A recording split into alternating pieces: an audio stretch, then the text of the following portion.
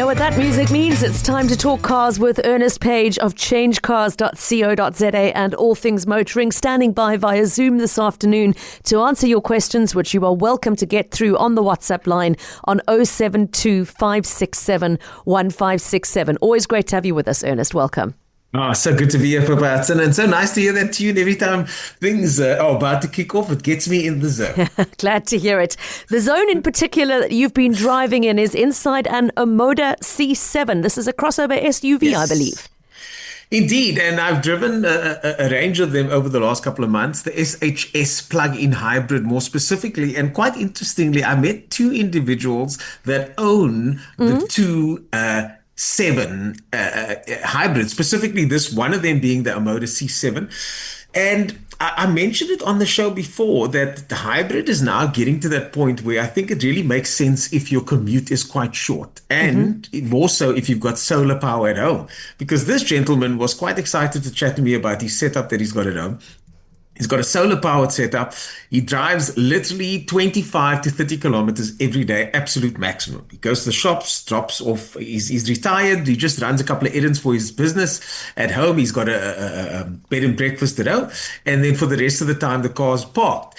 And for almost a year, he spent, I think it was less than 1,000 Rand on fuel. Sure. So it was an unbelievable statistic because of the amount of mileage that he's done.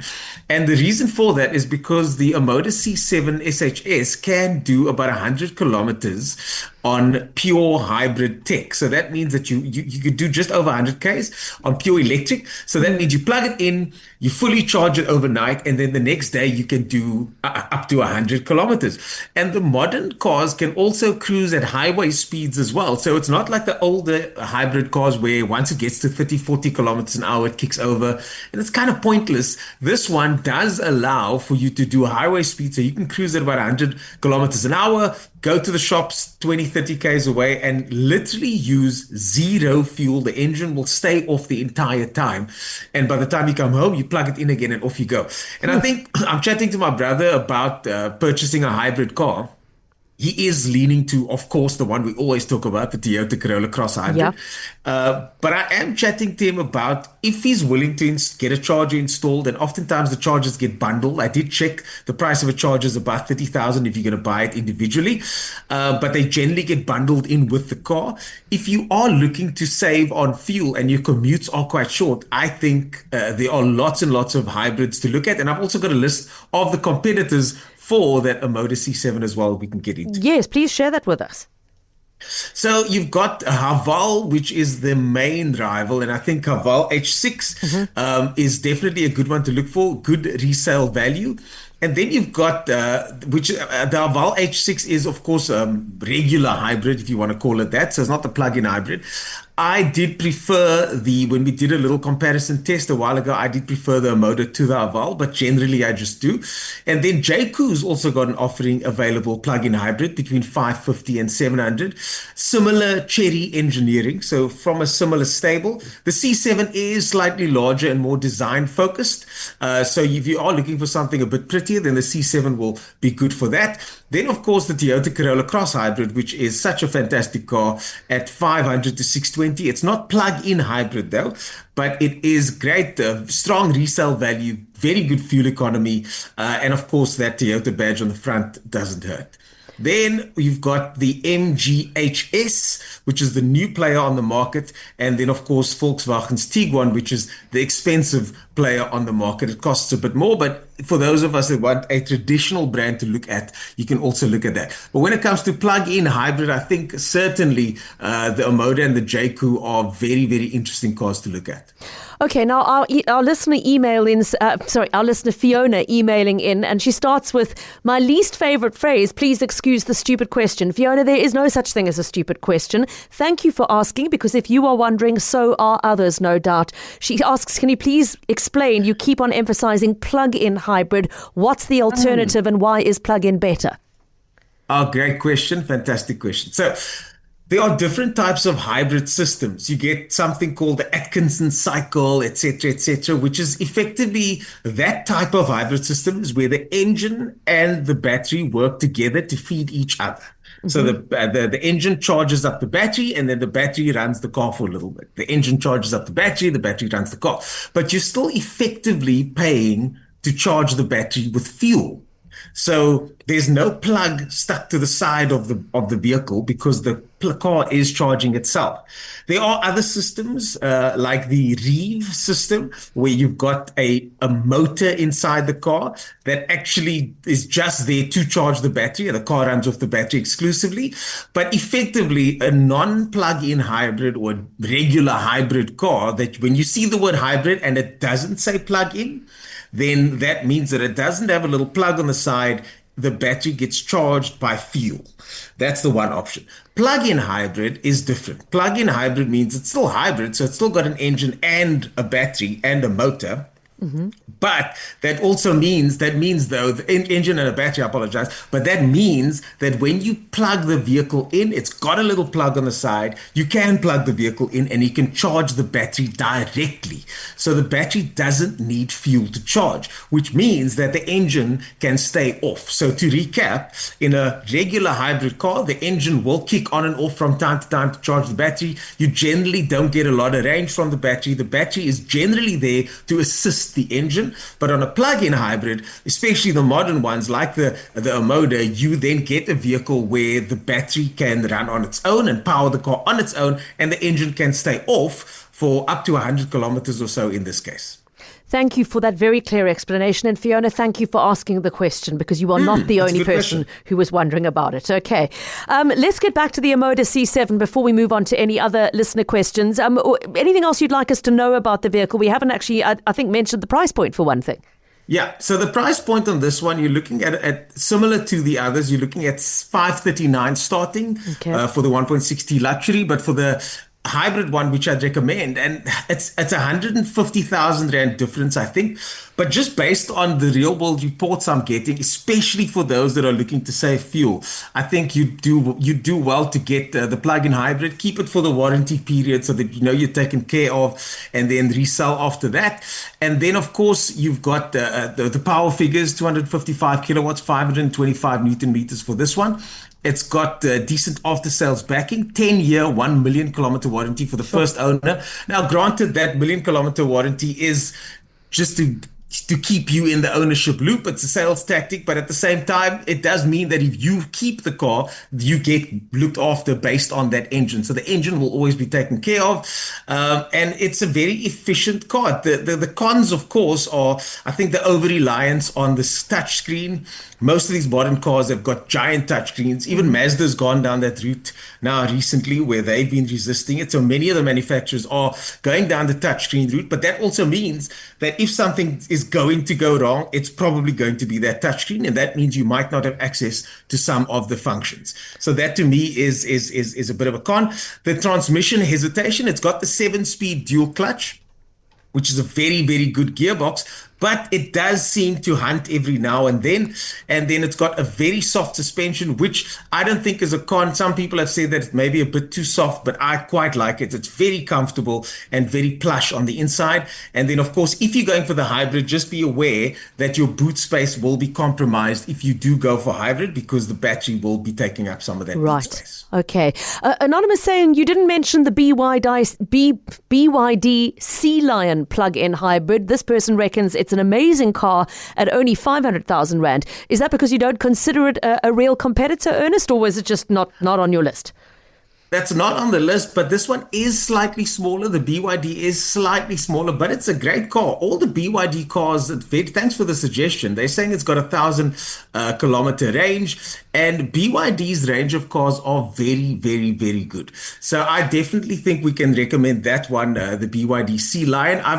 I don't think I've driven this one specifically, but again, similar power to the car that I was mentioning earlier on, but definitely something to consider from BYD. As I said, I've driven the Omoda, but I've not driven this specific BYD. But based on all reports, their cars are very, very good and definitely worth looking at. Okay, thanks for mentioning that. We've got a follow-up question from Francois on the subject of plug-in hybrids. Let's take a listen to that voice note. Hey, just a quick question. If you buy a plug-in hybrid, and you got to spend 30,000 Rand on the charging system.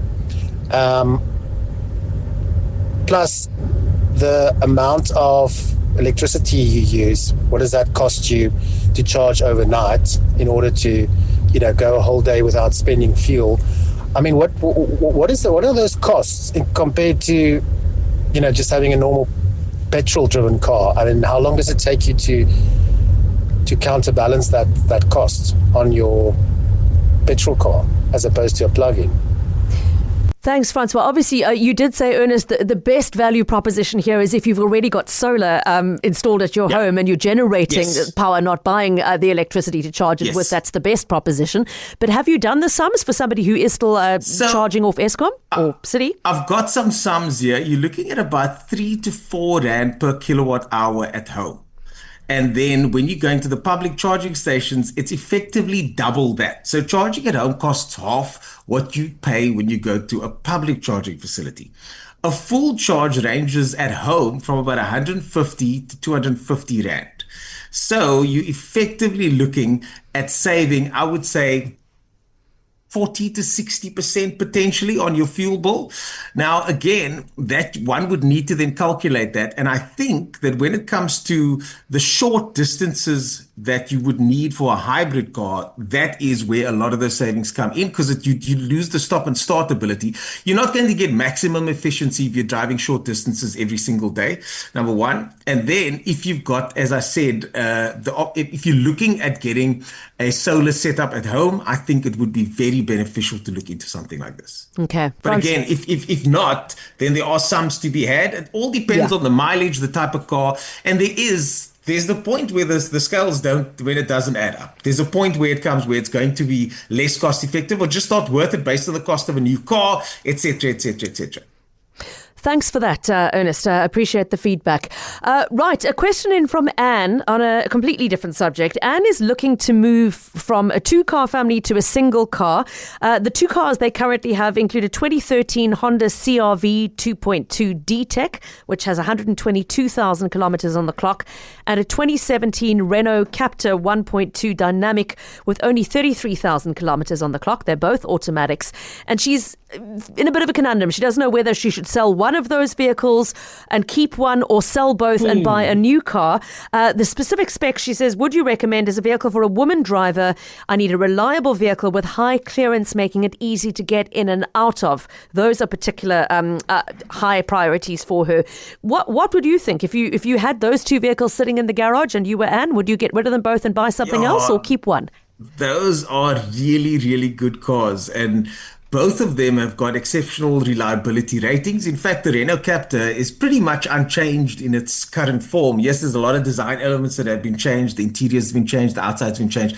But effectively, it's a similar car to the old one, even using the same engine. And then there's that known Honda reliability. And the car's only done 133 Ks on the high mileage car. So it's a very, very tough one to I wouldn't recommend selling either of those cars, to be honest, if you're happy with them. If you are looking to get into something, I would more than likely recommend selling the Renault. You'd probably get a good price for it because it's such low mileage. Yeah. It's a tough one. I need to research this one properly and come up with a couple of options. But my gut feeling going with this one, I would say keep both cars, especially if there's nothing wrong with them, if you're still enjoying them, if they service your needs. I would say keep both cars if you've got the space as well. And if you don't have the space, or perhaps they're moving into a retirement village with one garage or something like that, for example, then you would say sell the Renault. You're going to get the best possible deal from those two on the Renault. I would more than likely sell the Renault, especially for the long-term play.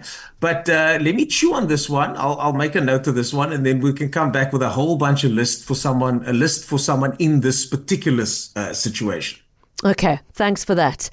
Brayton Wellington is just doing some of the sums. He says, I'm driving a Suzuki Swift automatic, naturally aspirated on petrol, and it costs me about 150 to 200 Rand per day in fuel to do 150 kilometer a day to work and back. So it's a pretty long commute. He says, in his case, he says, I'm not sure an electric car would save much. These are the things you've got to factor in, Brayt. You've got to ask, am I going to be charging it off City Power or Eskom, or do I have solar installed? How far do I need it to go every day? is the car at home long enough to properly recharge it in between commutes? There are a lot of, you've got to do really detailed homework, Ernest, before you commit to this, don't 100%. you? And with the hybrid option, the first 100 Ks is what you charge with. So the first 100 Ks is electricity. And in this case, the next 50 Ks would be fuel. And again, in traffic, it's awesome. It's a real fuel saver in traffic. So you manage the ride as well. You switch over to petrol mode when you're on the highway, and then you switch to battery mode when you're stuck in traffic. There's really ways to mitigate that fuel saving and use as little fuel as possible. But again, the conditions need to be suited. Okay. We must wrap it there. Sergio, apologies we didn't get to your question today, but I'll give it to Ernest to do some homework on and get back to you next week, Wednesday. And we'll have further feedback from you on if you are definitely going to sell one of those vehicles, what could be the options you consider that have got that particular high clearance issue. It is an issue that's come up before and is an important one for many of our drivers listening. So we'll certainly feed back to you on that. Ernest, in the meantime, though, please drive safely and we'll chat again next week, Wednesday. Awesome. Chat then. Keep Thank well. you. Ernest Page of changecars.co.za.